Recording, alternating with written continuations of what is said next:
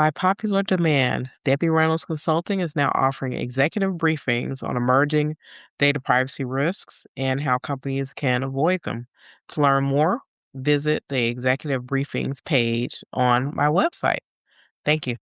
The personal views expressed by our podcast guests are their own and are not legal advice or official statements by their organizations. Hello, my name is Debbie Reynolds. They call me the Data Diva.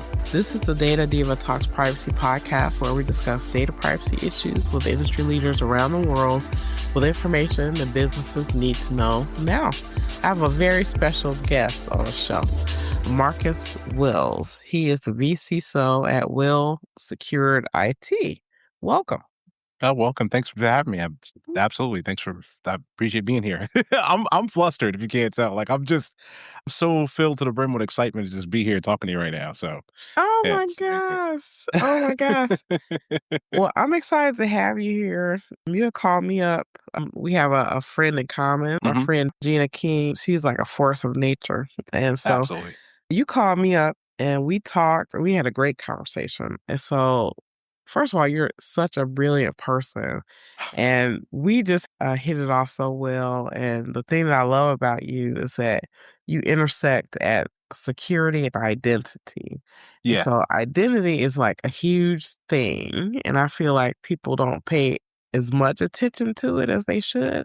And I Mhm. think, especially as we're moving, companies are going in breakneck speed towards digital transformation. They're trying to buy all these AI tools and do different things. And I feel like identity, and I've always said this, like I spoke at a identity conference in Amsterdam like almost 10 years ago. And I was like, this is like identity is going to be the center of everything we're going to end up doing like on the internet. And I think that's where we're going. But tell me your background, your Yeah. interests, and this fascinates me, by the way. So Yeah, go yeah, ahead. yeah, yeah, Right. yeah. So, I mean, from a professional perspective, have a long history working in tech, working in cybersecurity, and I always describe it as this. I say I've always worked in identity security. I just didn't always know I was working in identity security. And the moment that well, at least for me, that I realized that it was such a fundamental and foundational part of everything I'd ever done, both in and outside of tech, is the moment it completely changed everything I thought I understood about the world around me. I mean, I found myself literally going back and running the tapes on my mind and just recontextualizing every experience I've ever had. So even now, I run a couple different cohorts or groups that I'm part of that, I'm training the next generation of cybersecurity professionals who want to focus on identity as well. And a lot of the ways I'm able to talk about identity and even speaking to the business, right? The way I'm able to describe things and break things down, I'm able to do it in such a neutral way that almost anyone can understand it, right? If you want to understand it, talking to me, you'll understand it. Like, I'm not going to make it complicated. And a lot of that really comes from something that you mentioned, it's everywhere, right? It's ubiquitous. And I think that is the reason why it can kind of be ignored so often. It is everywhere. And so you can kind of take advantage of the fact that it is everywhere all the time. And it's very easy to just not see a lot of times. But I'm getting a little off track. So I'll kind of reel it back in a little bit. That was primarily how I got into it, was that from my perspective, I was always into it. So as I was learning new things, as I was like kind of coming across new information, like at a point in my career, I worked as a mobile device management professional. So like managing mobile devices for, like, for instance, the Federal Reserve Bank System, right? Specifically their office in Richmond. In the moment I was doing it, I didn't realize the implication of what I was doing relative to the greater scope of identity security. But shortly thereafter leaving is when I started to put those pieces together. Like, hey, these are non-human identities, right? These identities have to be managed. And to kind of cross over into your lane, one of the key important factors of specifically a non-human identity is the data that it has access to and that it carries, right? So with a physical non-human identity in particular, which I know is like a new subcategory that I personally haven't heard talked about, there is a very unique difference within that type of non-human identity versus a standard digital non-human identity. And I know it's going to get really complex, and I'm trying to keep it simple here.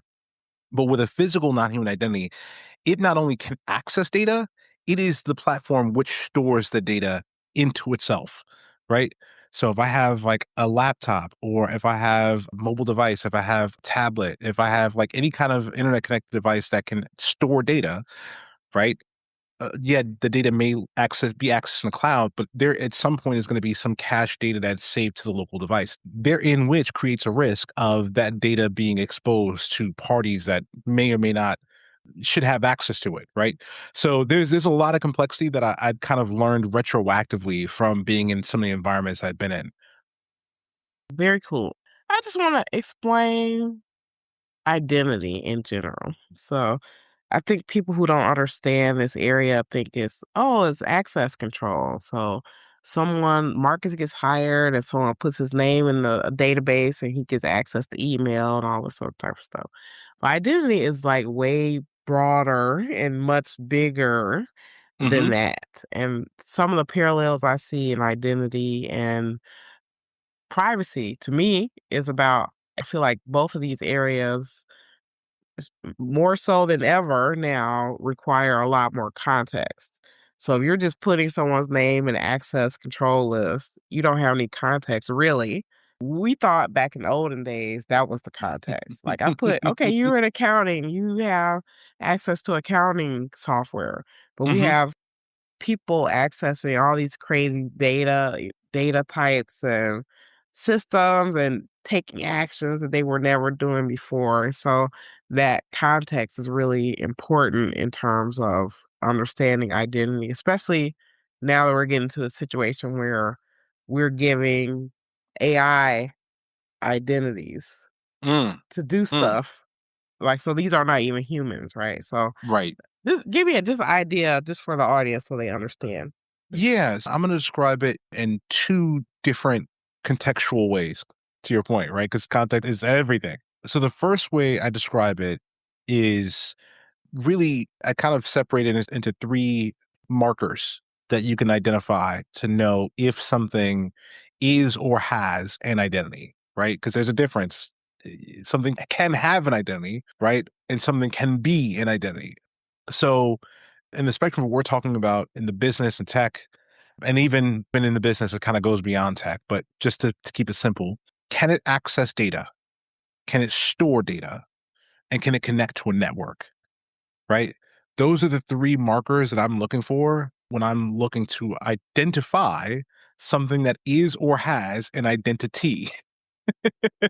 It's a really simple way, like a really simple mental model that one can use to determine, okay, is this an identity? So like, of course, laptops, they store data, or they can store data. They can access data if nothing else, right?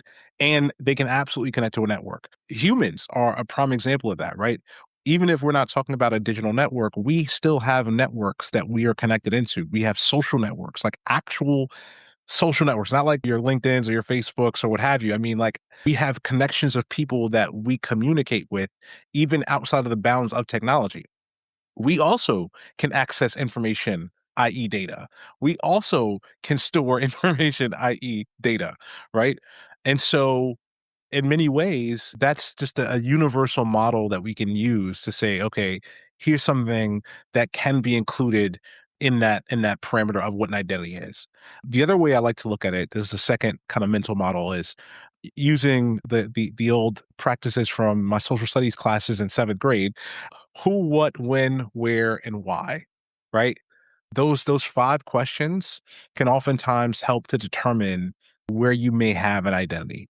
So going a little bit further than just, can it store data? Can it access data? Can it connect to the internet? Then that helps to define the context, those five questions, because then you have to define who the identity is or what the identity is, right? When did it exist, or when was it created? When was the inception point? Or in the opposite direction, when was it removed or deleted? And so those are some of the things that I just use as like a baseline mental model. These are not even things I consciously think about anymore, but they influence the very nature of what I'm doing. Yeah. Oh my God. That's so cool. As you were talking, I started thinking about the crazy stuff that people are doing with AI agents. And two things came up, and I want your thoughts on this. Okay. So I was talking to one of my collaborators. I chair a work group with IEEE Industry Connections about trusted architectures and fancy Mm, words, right? And so we were talking about AI agents because we're creating a technology and legal agnostic privacy labeling program. mhm, It's kind of complicated. But one of the things we were talking about was agents. And he was saying, because we had like a carve out, not a carve out, but we had certain controls related to agents specifically. And one of yeah, the people said, well, agents and humans won't be the same within organizations because they'll get access just like you're onboarding a new employee. mhm, Eventually, an agent will be onboarded almost like an employee. So then their identity won't be different than a human. And I'm not okay with that right at this moment. So that's one thing. That's one yeah, school of thought. Like, let's enroll them like a human and let them do stuff, right? But on the other end, this is what I'm reading. And we talked about this about the guy who said that his AI agent deleted his company's database in 9 seconds or something like that. yeah, And mhm, so the issue there was he wasn't onboarding this agent wasn't onboarding like it was an employee. He literally gave the agent his access, right? mhm, His rights and let mhm, it do all types of crazy things. So those are two things, two schools of thought. But I just want your yeah. thoughts on those two things. So I'm gonna do my best here. I think there's a way for me to talk about both of those schools of thought within the single strand of comment that I have. And this is gonna get really interesting, and I'm so glad you brought that up because I have a lot of very strong opinions about this.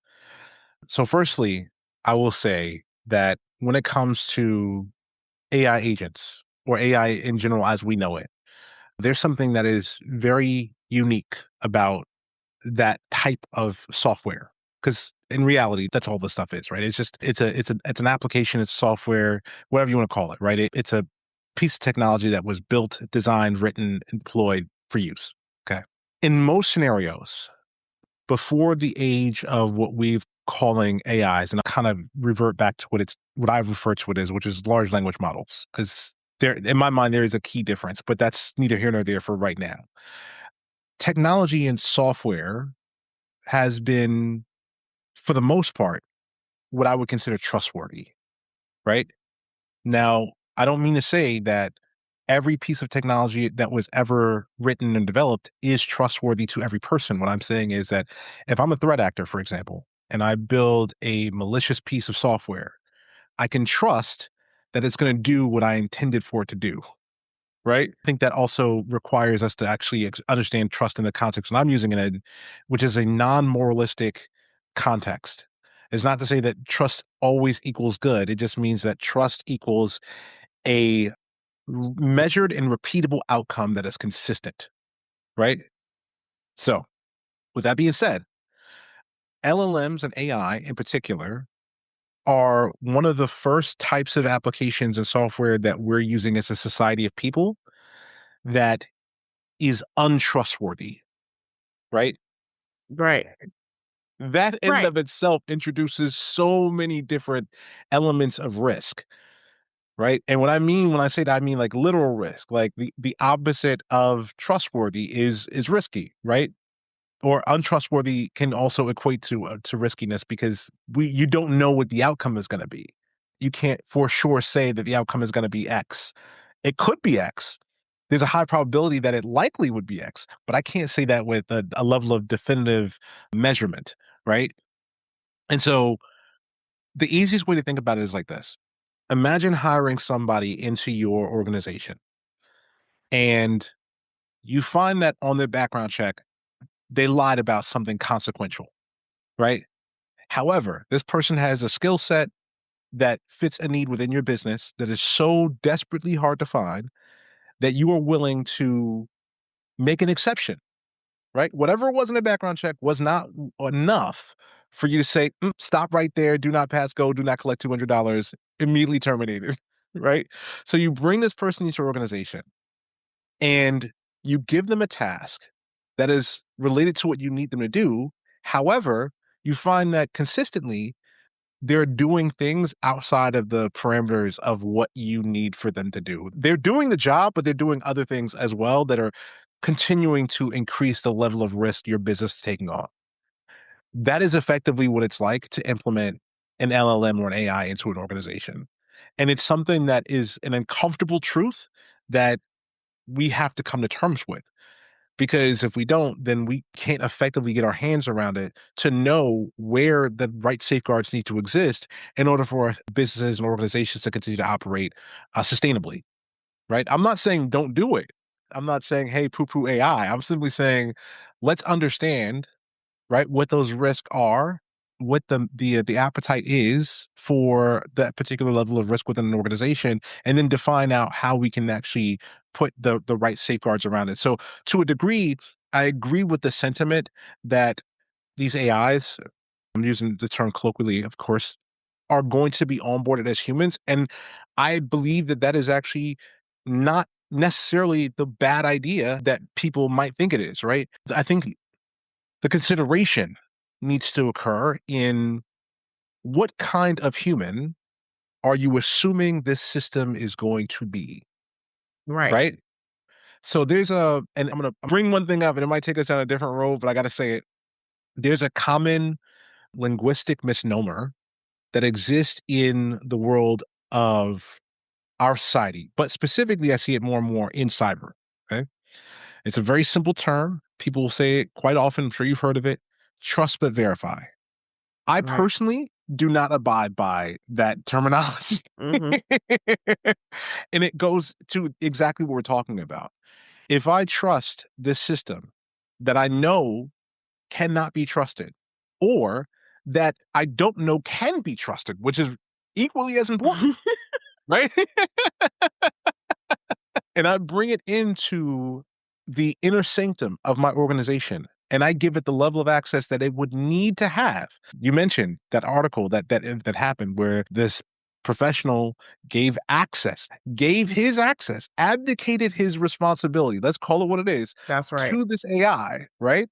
And the AI just did what the AI is going to do. It's going to act unpredictably, right? But if it had not been given that level of access to begin with, it would not have had the ability to do that, right?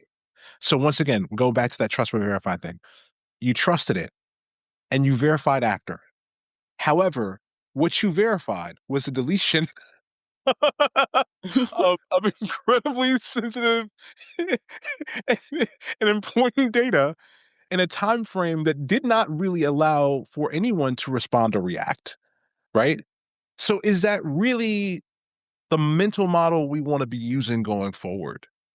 Or do we want to invert that mental model and verify first, then measure trustworthiness and then trust, right? I know it doesn't sound as attractive, right? Even saying the shorter hand version of it, like verify then trust, doesn't sound as attractive. But it is one of those things where it may not sound as attractive, but it'll sound really good when you don't have to shut your doors of your business. That's right. Because when we were talking about this, because I read obviously, the headline is very jarring. So, "Oh, Mhm. AI deleted my database in 9 seconds," and I was reading through the article of all the stuff that he said he had done and the way his system was set up, and at some point, I just stopped reading when I found out that his live database and his backup were in the same location. Like, "Oh, you cannot be helped. You cannot be helped." I'm like, "AI didn't do this to you. You did this to yourself." He's like, Right. "You're just really." I mean, to me, it should be there should be some structural things that are impossible for them to do. And literally, you gave first of all, you had a bad design of your Mhm. data system, and then you just let this thing loose. And so, my thing, I wrote an article, and I want your thoughts on this. I'm saying we're moving from risk in terms of probability to risk in terms of possibility. Mhm. So Mhm. before we were like, well, how likely is it to happen? And so now we need to be asked the question, like, you know, how probable is it? Not likely. How Yeah. probable, how possible is it? can an AI agent delete your database? Well, yeah, if you give it admin access, yeah, it can't do that because you've given it access to do that. And I 1,000% agree. And one of the things that I want to just take a moment and say, because I think this is really important, is I appreciate even how you approach that from an analysis standpoint. I see what you're doing as like an interrogation, not of the person, but of the framework, right? So if I'm kind of walking you through how I'm thinking about this, the article comes up, says, "Hey, look, this person had their entire database deleted in 9 seconds, or whatever the case may be, or 9 minutes, I think it was." And then, it's easy to just like, take the shock treatment at face value, right? However, you definitely took it like multiple steps forward and you're like looking at, okay, well, how was the data even structured? Right. And so I think that is one of the things too that oftentimes gets missed. And this is, I think, a part of just how people operate. I won't even limit it to cyber, just people operate in general, right? A lot of times people, just people in general, not specific to cyber, we like to have an easy option. We like to have shortcuts.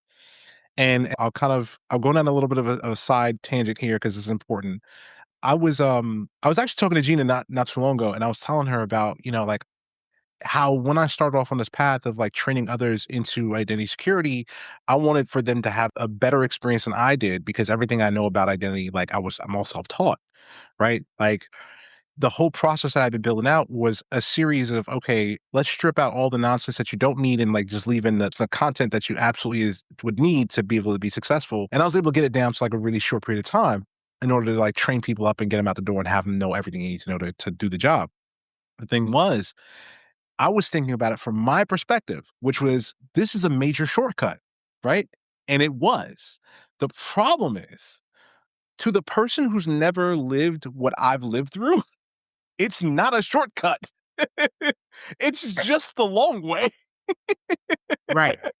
And so I think that has a lot to do with it, right? Like as humans, and once again, I'm not taking myself out of the equation here. We want shortcuts. We want to do things in the most efficient way possible, and there's nothing wrong with that. However, we have to understand what it is we're losing, right? What is the cost of that shortcut when we decide take that action? And so same situation here. It might have been easier to have the database for production and database for test and QA in the same, logical environment. I use logical very loosely here.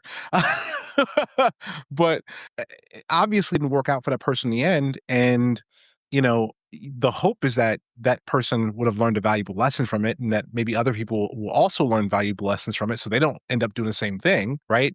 However, I can tell you just based off of human nature and humans being humans, it's going to happen. It's going to happen a lot, right? The fact that we're still having these conversations even about identity and the structure of how the identity frameworks, when they're implemented correctly, can do amazing work, not just in your workforce identities, but also in your customer identities, as well as like your agentic identities and your AI identities. It's the same framework across the board.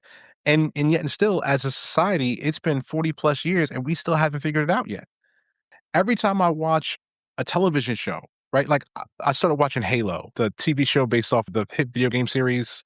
And this is not specific to this show. It happens all the time. Like Law and Order, like I don't know, CSI. Like pick any show, just pick a show, any show. And at some point in time during that show, during the run of that show, you're gonna have somebody say, "Who had access?"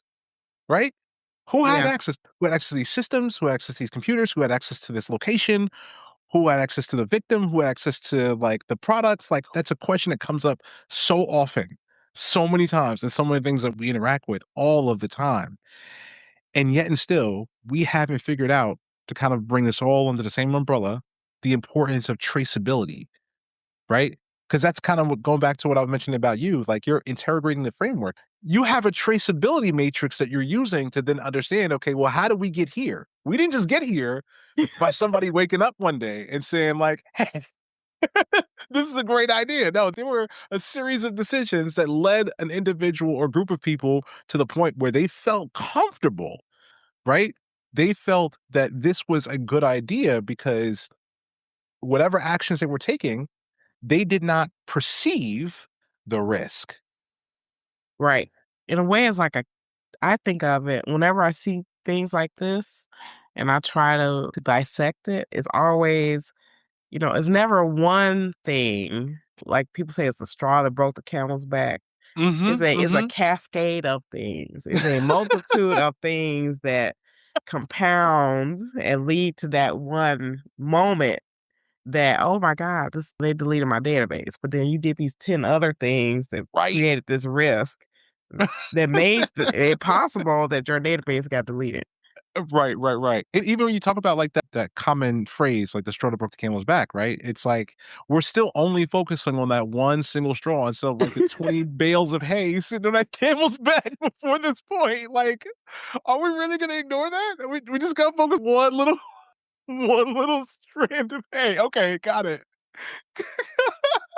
Right, and to me, a lot of times when people are talking about cyber, that's what they're talking about. They're talking about that one straw. It's like, what about the hay? Like you say, the bale of hay. What's going on with that? Yeah, Right. that is so funny. Well, Oh man.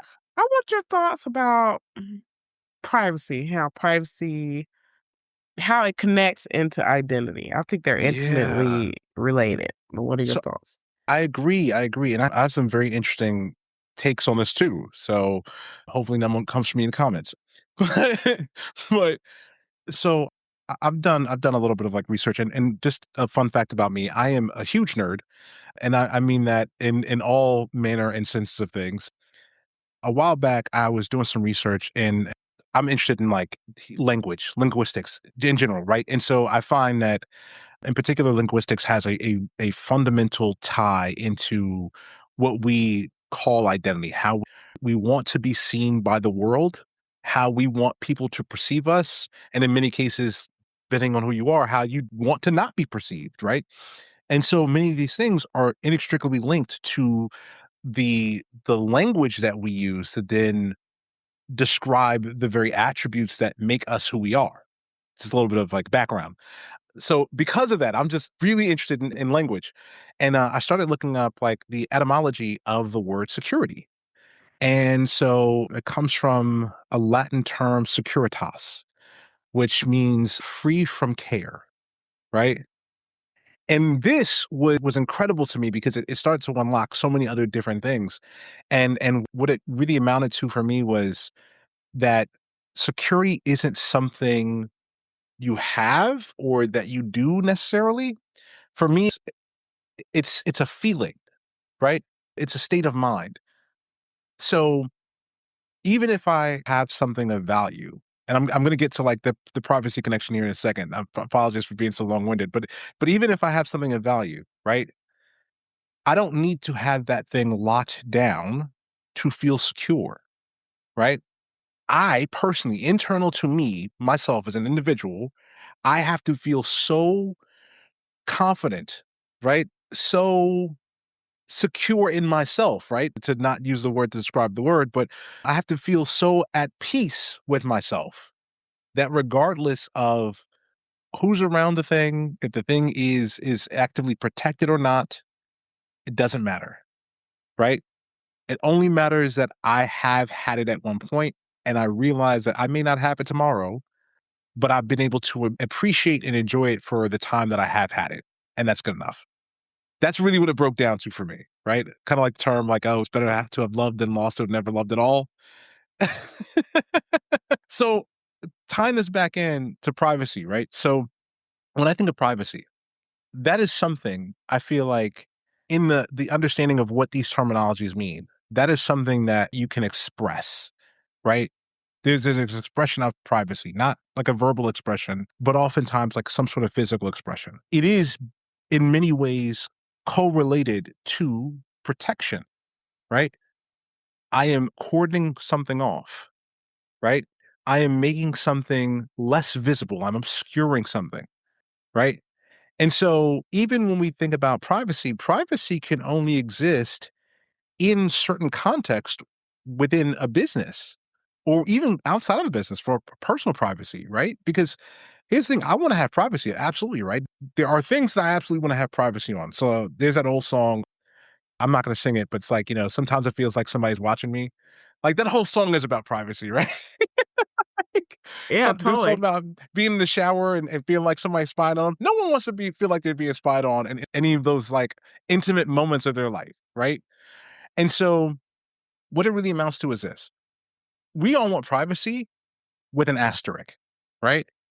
I still want to have a line of sight into the things that I want privacy on, right? I don't want to cut myself outside of that ring of visibility, right? I may be the only one who feels like they should have access to it, right? Or I want to have control over who does have access to those things and what they may have access to. So it's really, that's what I mean when I say it's an expression. It's an expression of my consent, to put it plainly, right?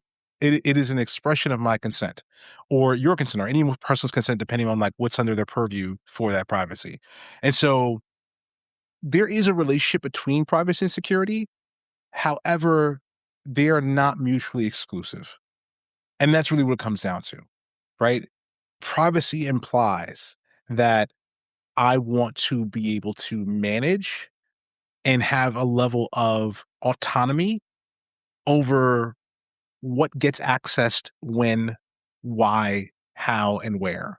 Security is, I realize that I may have that ability to express that, or I may not be able to have the ability to express that. But in either case, I'm still okay with it. Oh my goodness, that's deep. That's deep. I like that.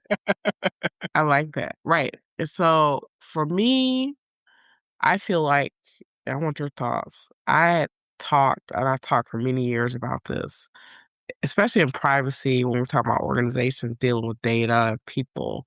I feel like in the future, privacy or consent would need to be more incremental or more based on a journey. Yeah. So people, let's say there was something, I give you an example in law. Okay. So let's say confidentiality. Okay. Hmm. People talk about this, like people get those things confused with privacy all the time, but it's not the same. Right. But confidentiality is me and you agree that there's this thing that we want to keep under wraps or we want Hmm. to create guardrails around because we're trying to protect it in some way. Yeah. It doesn't mean that it is a secret. So let's say I'm going to Florida, okay, and I said, okay, I want you to keep it confidential. So the fact I'm going to Florida isn't a secret. It's just something that you and I agreed together that it would not be divulged, right? Hmm. Hmm. So to me, that's where privacy sort of gets into that lane where I'm like, okay, this is something about me that I want to control who has the information and what they're going to do with it and have visibility along that path. But then also have control over saying, well, now I don't want you to have that information or I'm not going to give it to someone else. So what do you think? Yeah, I like how you broke that down because in my mind, when I hear you say that, it makes me think of it in a very similar framework as confidentiality is the contract, the agreement, right, Right, between one or more people, right? And then privacy is the act that has to exist as a result of the agreement, right, right? exactly. And I think people often don't give enough credit to the lack of action being an action, right? So Right, if I don't disclose the information, that's still a conscious decision and choice as an action, right? The same way that if I did disclose the information, I would have broken the contract potentially, but it is also an act, right? And so, yeah, the confidentiality is, like I said, it would be effectively the agreement, and almost like it makes me think about like the difference between like policy and procedure, right? To kind of take it back there, right? Policy is the way that the organization is dictating that they expect individuals to behave, right? Procedure is the path that, or the action that they're saying we expect you to take as a result of behaving in this way. right. And a lot of people confuse that, right? So they think a policy is a procedure. It's like, no, it's actually not, right? Or a policy isn't a notice. It's not an Right. agreement. It's basically an edict saying, hey, this is what we want you to do. It doesn't mean it's going to get done. Uh, or I'm sorry, because I always tell people when I work with companies and they're like, oh, we have a policy. I'm like, well, so what do you actually do? Like, tell me what you actually do. So if your walk and your talk are different, then you have a problem. I'll point one other thing out, which I think is well, two other things out, which I think is very interesting too, because in most organizations, and there's no, I'm not saying this is a bad thing, but this is the case, and it oftentimes has to be the case. There can be exceptions to the policies or to certain policies within an organization. And so that has to be discussed as well, right? Like what exceptions exist around these specific policies? And then the other side of it is when an organization has a policy, do the people within the organization understand that the policy does not supersede the law? Correct.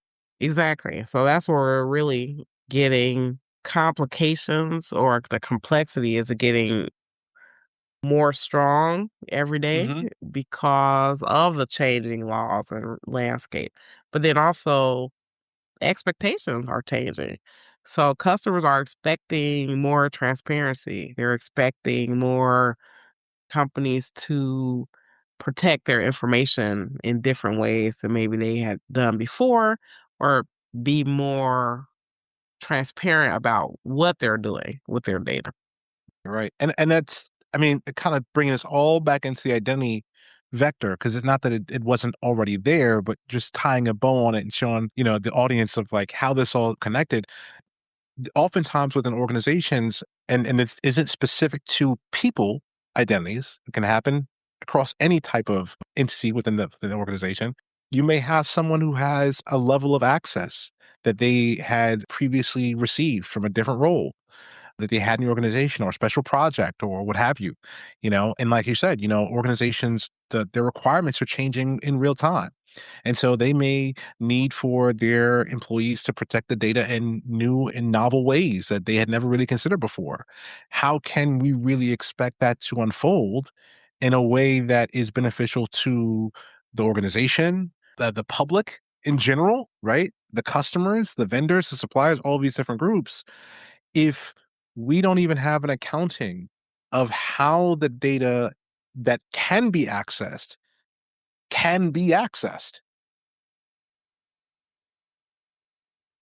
Right, right. And so this, to me, this comes back to security by obscurity, and this is why Mm, AI is like running rampant through organizations. I'll give you an example, like, and this is hilarious. So there were in certain applications within mhm, organizations, the way they would set it up, the certain let's say it was accounting. Accounting had application, and they would give people access, right, to the application, and they have roles and different things like that. But then the data where that application sits and where the data input lives is not secured in the same way. So mm. so you're assuming that the application and the data is secure because you're assuming that they're gonna go into the application and take this path that Mhm. you created.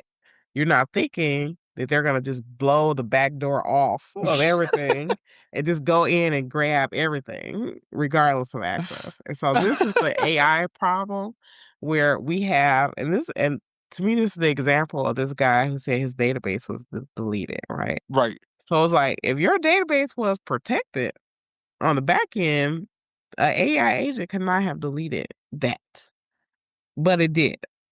Yeah, yeah. So yeah. There's a funny kind of thing that just you made me think about when you said that. There's 2 concepts. So there's this idea that if you show up to a location with a clipboard and a pen, you can pretty much walk through any door you want, right? Which is mostly true. Just mostly true. I mean, Yeah. generally speaking, like, depending on how you outfit yourself, you can pretty much walk into any door you want and no one will question you, right? I'm not saying anyone should do that. I'm not advocating for that at all, but I do need to just state that. So in a different life, I was a bike messenger in New York. And the number of places that I could gain access to because I had some sort of like package on my person and I didn't have a uniform. So it wasn't like, oh, people just knew because I had like you see a UPS driver, brown uniform, brown shirt, brown pants, driving the big brown truck, or even not, just walking down the street. Like oh yeah, that's UPS guy, of course, UPS person, right? Duh. Amazon worker, same thing. Nope. Just a random black dude walking around downtown Manhattan with a package in his hand. asking to talk to a person who may or may not work in your building. And I was able to get through so many different security checks. And this is like post 9/11, by the way. So there was no reason why this should have ever been possible. Right. But I bring it up because as I'm listening to what you're talking about, it made me think. It's kind of like think of Apple Store, just as an example, right? Popular product, people have historically lined up outside the store for hours to be able to get a new iPhone. Now imagine you got all these people lined up outside the Apple Store just ahead of a new Apple major release, right? Some like real game changing type stuff. And here you have an individual who's dressed really nicely. Maybe like they've got a nice suit on or something like that. They look like they're some sort of like high level executive, whatever the case is. And they just walk past the entire line just before the opening. And they strut right through the front door, skip everybody in line. And maybe the product is out, just on display. Pick it up, go check out the register, and what have you. And maybe they just walk in and grab the phone and walk out, right? Depending on how someone carries themselves can really determine how far they get, right? A lot of times in a situation like that, it's been shown that if someone goes in and like runs and does like a smash and grab, you're probably not going to get very far. If you walk in confidently, like you're supposed to be there, you take what you need and you walk out calmly, the likelihood that you're even going to trigger people's psychological responses to like, oh, this person is doing something they should not be doing is very low, right? What I'm saying is organizations are in some cases operating as if these criminals are going to come in and stand in line to be able to get their hands on the IP, right? And that's just not what they're doing. That is so funny. It's so true. Right. And then I'll just give you an example, like unauthorized access. And I tell people about this a lot. And this happens a lot with AI systems as well. So things are accessing stuff that they're not supposed to access. But a lot of times when people talk about security, they're thinking about this Mission Impossible Tom Cruise hanging from the ceiling Mhm, thing. And it could be Sarah down the hall has more access than she's supposed to, and she's looking at mhm. stuff that she's not supposed to be doing. Or Sarah got OpenClaw and put it and has admin access to her computer, and the stuff she has access to is not locked down. So now the thing goes in and can do all these wacky things. So that's so Yeah, funny. yeah, Yeah. yeah. How do we get here? It's all connected, that's the problem. It's not difficult to get down to these, like, fringe little pockets of business and cyber and society when identity is literally the nucleus of all of it, right? I mean, we're talking about identity in the framework of a business, and so the first thing people mostly think about is Active Directory, right? But if you step back and actually examine identity as a concept, everything becomes so much more clear, right? The order of operations even becomes clear because there is an order of operation, right? Like, and that's a whole other conversation, but I'll mention it briefly before I move on to my point. A lot of organizations, when they're starting off on their identity journey, they like to jump into what seems to be the best possible starting point, which is not always the beginning, right? Right. What I mean is that privileged access management, PAM, right? You think of that, you think, oh, it's the most sensitive data that we have. So we want to secure that first. Of course, obviously. That's the best thing we could do is like lock down the most sensitive stuff first. Or is it? That's the real question we have to ask is, or is it? Right? Yeah. Because, and I'll use an example from my personal life, right? I told you I'm a huge nerd. I collect Pokemon cards because I'm of that era as an elder millennial. So a lot of times when you open up a pack of cards, it's like anywhere between I think like 10 cards in the pack, right? And you get random cards or what have you. And I'm going somewhere with this, so bear with me. But some of them can be really valuable. I've pulled cards that are, if graded at their highest ranking, if they're like an authorized grader, could resell for upwards of $1,200 per card, right? Just to put this in perspective. I don't always know what the value of my cards are when I pull them from these packs.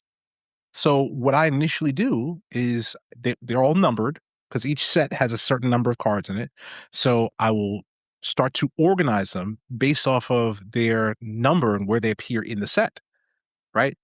Only then, after I've like opened up all of the packs within that set that I'm going to have, do I start to go back and enumerate, okay, what's the value of each one of these cards? Once I understand the value of each one of those cards, then I can start to set aside, okay, so these are the ones that are of the highest rarity and of the highest value. I'll separate these ones out and I'll put them in some additional protective sleeving, or I'll put them in a separate binder or whatever the case may be, because these are the higher value cards that I have, right? There's a logical reason why you may want to do that. Because if I don't do it that way, the likelihood of me missing something that is incredibly valuable in my collection is very high, right? And if I let it sit in that binder with the other lesser valuable items, it doesn't receive the level of protection that it could have, and so the value of that card can decline over time. That's not a risk that I'm willing to take. And so Mhm. when I talk about like the natural operating order of implementing an identity security practice, this is what I mean. What we're talking about is PAM versus IAM, right? Those high value cards are the privileged access in an organization's environment. I can't just go in and pull those things out immediately because I have no idea how much of that stuff I actually have. I have to do a full inventory of everything I have first. Then I can go back through and say, all right, these are the things that I know are high value. And some of the things that I'm pulling are high value may not necessarily even be high value based off like a monetary finding. It could just be that I really like the artwork on this particular card. And so it has a high value to me personally, right? And even then, so me looking up the value online is not gonna help me determine that. The only way I'm gonna really determine that is by doing a full inventory first. And it's the reason why I always advocate for businesses and organizations to, when they start off, "Hey, look, go and pay them first. I'm not telling you you're wrong. I'm just letting you that you will face some challenges that I cannot necessarily tell you what they're gonna be or how you need to necessarily react to them or adapt to them right now." Right? Right. You're right, and then that value changes over time, right? Mhm. So, a lot of times in the moment, like, I knew someone this is just another example. This is an example show, we're giving a lot of examples. So I knew someone who they were like a ferocious note taker, Mm. and anything like, if they had an article that they saved, they would, like, put the date of the article like, the date that they saved the article, they would Oh, write nice. down. But I'm like, will that be important in the future? Yeah. Right? Yeah, So yeah, you yeah, have yeah. people collecting data that they think is important today, but is it important in the future? And to Yeah. me, I said, unless you're need an alibi for a crime, I don't think it's important. The date that you saved an article to me is not important in the future, in my Mhm. view, unless you need an alibi. So, I would agree though. I would absolutely agree. And that's the thing. I think there are that the thing is the primary scenario. It's like you may or may not need an alibi. Hopefully you never need an alibi, right? right. Hopefully you never need an alibi. However, I'm obviously coming from a different spectrum on this, and I'm not saying either way is wrong. I think there are merits to each approach. Me personally, I can at least understand why they might want to do that because creating a defensibility matrix, right? So maybe you don't need an alibi, but maybe you don't need an alibi because you've documented exactly when you saved the article. Maybe that's the whole reason why you don't need it. I don't know. I can't speak for that, right? Look, all I'm saying is we all got to be safe out here. Yeah, that's so funny. That's so funny. Well, Marcus, if we have a world according to you and we did everything you said, what would be your wish for privacy anywhere in the world, whether that be human behavior, technology, or regulation? Ooh, so I'm gonna say two things. First and foremost, do not put me in that much control or power. I reject it immediately. And then secondly, I would say if I had to answer the question within the parameters you said, I would say, I would just ask for us to be more considerate, right? Like everyone. I would just ask for us to be more considerate. There are so many different points in this conversation where you yourself, Debbie, you have questioned or interrogated the actual framework. And that is something that I think is incredibly valuable, not just to cybersecurity, but to business, to just life in general, right? I think we could benefit more as a society of people, not just in this country, but across the world, in asking more questions, really understanding what we are stepping into or interacting with, even especially even when we think we understand, we think we know. That's the most dangerous situation that one can find themselves in. But yeah, I can't ever, and I would never even try to tell somebody how to do anything, or how to exist in the world. That is a decision that falls squarely within the entity that is yourself, whomever you may be, and listening to this podcast or wherever you are. However, I would just ask that we be more considerate. I think that's the only thing I could really ask. That's a good ask. That's a good ask. Wow, this has been incredible. Thank you so much for being on the show. This Thanks is for having me. fantastic. Fantastic. I love these philosophical discussions. I love linguistics as well. So I think it's wild, especially the way that people are throwing around words and trying to create new words. That's a whole other show. But but yeah, it's been great to have you on the show. Thank you so much. Yeah, thanks for having me. It's been a pleasure. Pleasure's all mine. Yeah, yeah. Well, we'll talk soon. Thank you. All right. Take care. All right, take care.